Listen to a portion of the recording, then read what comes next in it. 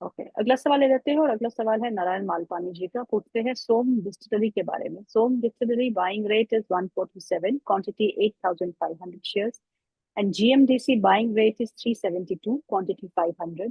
Please advice.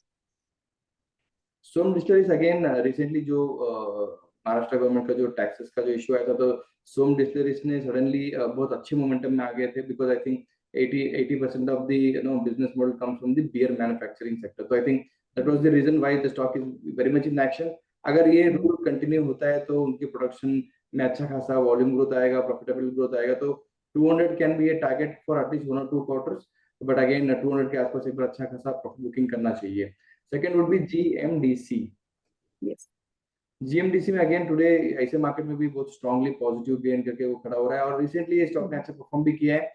Hold stop loss of 350, थोड़ा stop loss बड़ा है, बट अगेन वोलेटिलिटी रहेगा इसमें, बट पॉजिटिव ट्रेंड है, होल्ड कर सकते हो। Okay,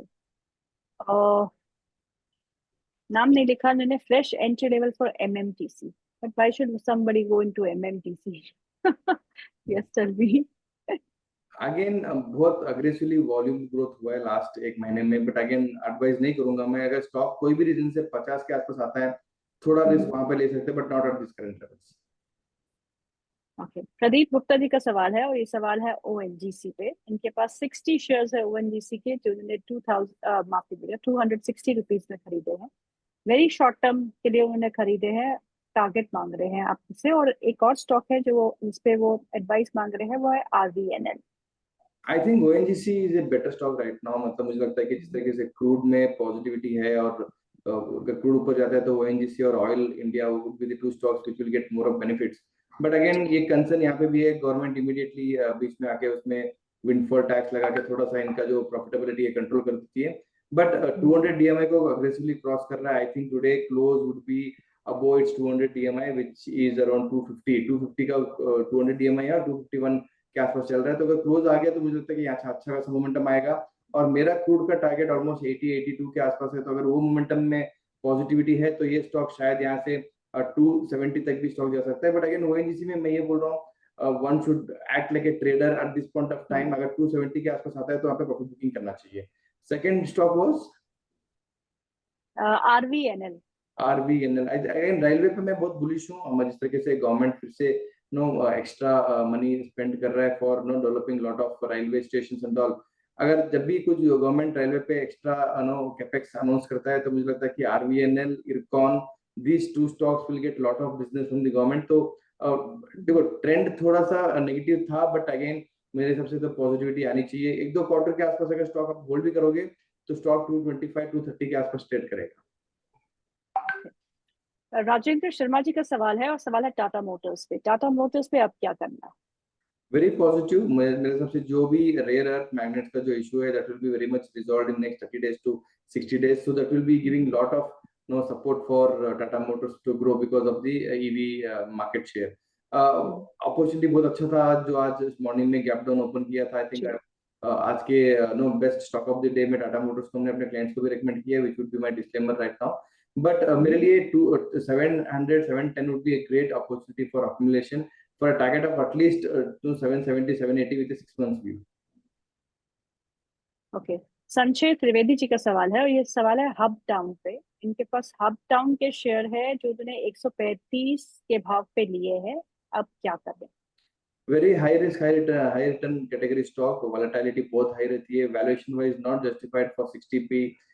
But again earnings growth आ रहे हैं, real estate development में अच्छे sales हो रहे हैं. So that would be the only reason why the stock is trading very much positively.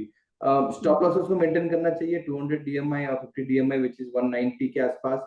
तो मुझे लगता है कि अगर कोई भी फ्रेश एंट्री किया है या ऑलरेडी पोर्टफोलियो में है तो 190 को स्टॉप लॉस मेंटेन कीजिए, at least for a target of 280 and 260 for 1 or 2 quarters. Okay, Yuvansh का सवाल है, और ये है सुरक्षा डायग्नोस्टिक्स पे। सुरक्षा डायग्नोस्टिक्स के शेयर है इनके पास, 404 के भाव पे खरीदे हैं। आपसे जानना चाहते हैं क्या करना। आई am not comfortable with this company. मतलब आईपीओ होने के बाद से मैं इसको बहुत नेगेटिव व्यू लेके ही जा रहा हूँ, और वो स्टॉक ने अंडर परफॉर्म ही किया है। सी अगर कॉस्ट ऑफ बाइंग से ज्यादा कुछ 15-20% का लॉस है तो मेरे सबसे यहाँ पे बुक कर देना चाहिए। बिकॉज स्टॉक फिर से ये 260 280 के रेंज में जाने के लिए मतलब तैयार है। नंबर्स और अर्निंग सपोर्ट भी नहीं कर रहे हैं, तो फंडामेंटल हो या टेक्निकली हो, दोनों में मेरे लिए सेल कॉल ही है और एग्जिट कॉल है। तो better to go with any other no good stocks like Doctor Reddy's हो या कोई अदर फार्मा कंपनी में जाना बेटर लग रहा है। चलिए आपसे मैं ये प्रशांत पूछती हूँ कि आप क्या खरीद रहे हैं? अगेन आज के जो गैप डाउन ओपनिंग था मॉर्निंग में, we have identified 4-5 stocks. Again PPL pharma would be the first stock for me at this range, almost 199 200 के आसपास चल रहा है। Downside is very limited to 178, but upside 220 and 240 can be a target for next 1 month. Again SBI card मुझे यहाँ पे अच्छा लग रहा है, आई थिंक टारगेट ऑफ 1050। ये भी एक अच्छा अपॉर्चुनिटी है, फंडामेंटली मतलब अच्छी कंपनी है और अच्छा अपॉर्चुनिटी मिल रहा है SBI cards. E-Pack Durables, again the stock which is into AC outsourcing, मुझे लगता है कि टेक्निकली बॉटम डाउन हो चुका है और यहाँ से एक अच्छा लेवल मिल रहा है लेने के लिए। फॉर एटलीस्ट 1 or 2 months के व्यू के हिसाब से 10 to 15% return can be expected on the E-Pack Durables। Again Indegene, again one of the best pharma alternative stock for me. वो भी अच्छा ब्लॉक डील्स में बड़े बड़े फंड्स ने भी खरीदा है रिसेंटली। तो 600 580 के रेंज में स्टॉक अभी ट्रेड कर रहा है, तो यहाँ से भी अच्छा बाइंग करना चाहिए एटलीस्ट फॉर 1 or 2 क्वार्टर्स। मुझे लगता है 660 680 can be a target for any investors. Again Apollo hospital, जिसमें मैंने बताया कि वन ऑफ द बेस्ट स्टॉक फॉर ट्रेडिंग अपॉर्चुनिटीज, यहाँ से अच्छा अपॉर्चुनिटी मिल रहा है। Azad engineering can also be a stock one can focus at current levels. Okay, 6 stocks that you have identified और आई एम श्योर कि हमारे व्यूअर्स ने नोट डाउन कर लिए होंगे। अगला सवाल ले लेते हैं, कल्पेश जी का है, पूछ रहे हैं हिंदुस्तान जिंक के बारे में। 535 की बाइंग है, 150 शेयर है, 3 महीने का व्यू है, क्या करें? Very positive. अगेन जिस तरीके से मेटल ने एक्शन किया है, मुझे लगता है कि टेक्निकल लेवल्स पे भी ये स्टॉक थोड़ा सा अच्छे मोमेंटम में आ सकता है। थोड़ा शॉर्ट टर्म हडल हो सकता है, but again I feel the jump can come back to again 550 levels 560 levels short period of time में। तो मैं continuous advice would be hold. Okay, Tejal Raut का सवाल है, वो पूछते हैं टाटा पावर में फ्रेश एंट्री ले सकते हैं क्या सर लॉन्ग टर्म के लिए? हमने जस्ट अभी बात किया था 270 375 360 के रेंज में अगर स्टॉक कोई भी रीजन से आता है तो आप एकोमोडेट करना चाहिए लॉन्ग टर्म के हिसाब से। मेरा टारगेट 480 500 के आसपास है 2 साल का व्यू के हिसाब से। सत्येंद्र कुमार जी का सवाल है आरवीएनएल पे। सत्येंद्र कुमार जी, हमने आरवीएनएल के बारे में बात कर चुके हैं, तो प्लीज आप इस शो की रिकॉर्डिंग देखिएगा, क्योंकि बार बार रिपीट करेंगे तो सही नहीं रहेगा, बाकियों के सवाल नहीं ले पाएंगे।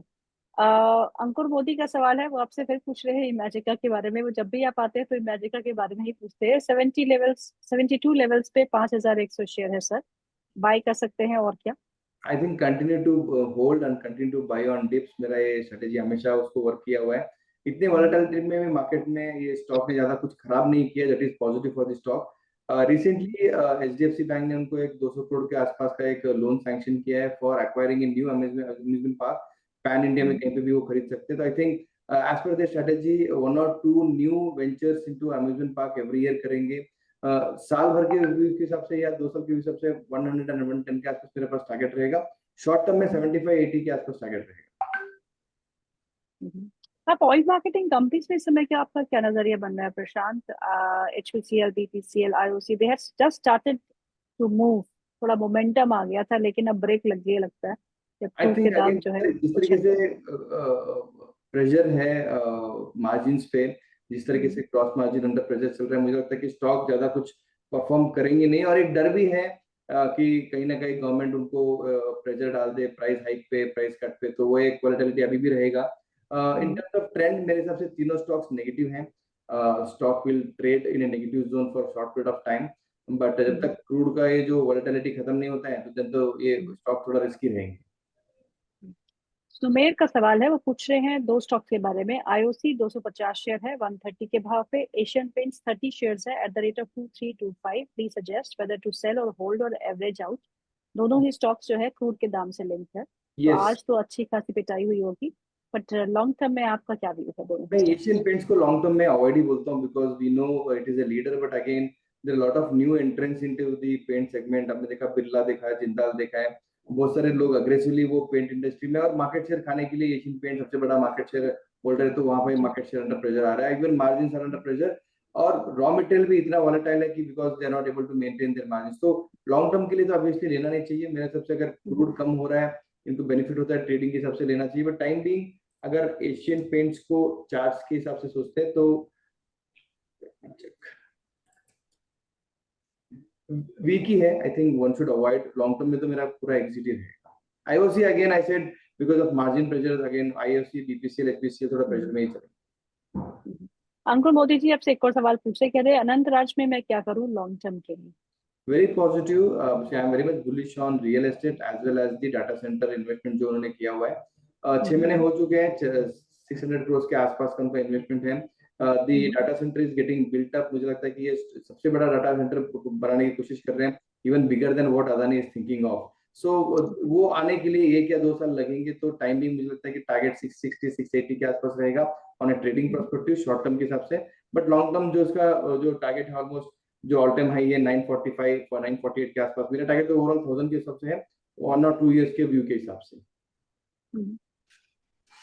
with gold at all time high, Prashant, Manappuram, Muthoot, in stocks में काफी अच्छा मोमेंटम हम देख रहे हैं। दोनों ही स्टॉक्स पे आपका क्या व्यू बन रहा है इसमें?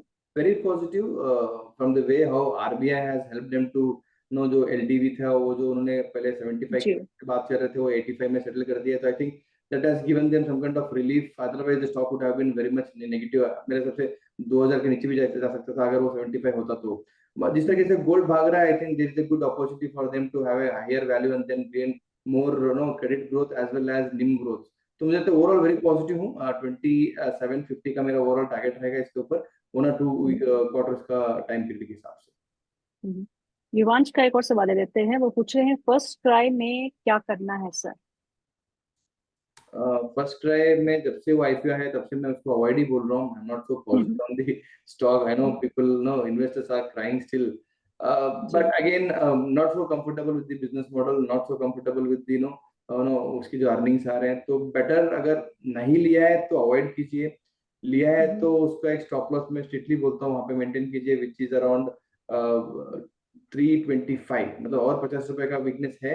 एक लॉन्ग टर्म स्टॉप लॉस को मेंटेन कीजिए, otherwise exit is my best option. एक सवाल जो कॉमन है और जिसके बारे में मैं पूछना चाहूंगी आपसे, वो है हुडको। हुडको 244 पे एक्यूमुलेट किया है, 1000 से ज्यादा के शेयर है इनके पास, क्या करें? अगेन थोड़ा प्रेशर तो कंटिन्यूस रहेगा मेरे हिसाब से। जो स्टॉक अभी भी ट्रेड कर रहा है ऑलमोस्ट 229 230 के आसपास। चार्ट वाइज तो अभी मुझे लग रहा है थोड़ा प्रेशर बाकी रहेगा। 200 के आसपास, 205 के आसपास स्टॉक जा सकता है। On a valuation side again थोड़ा कंफर्टेबल हूं अभी ये लेवल पे, but not so aggressive. Best level to buy would be 200 210 के आसपास।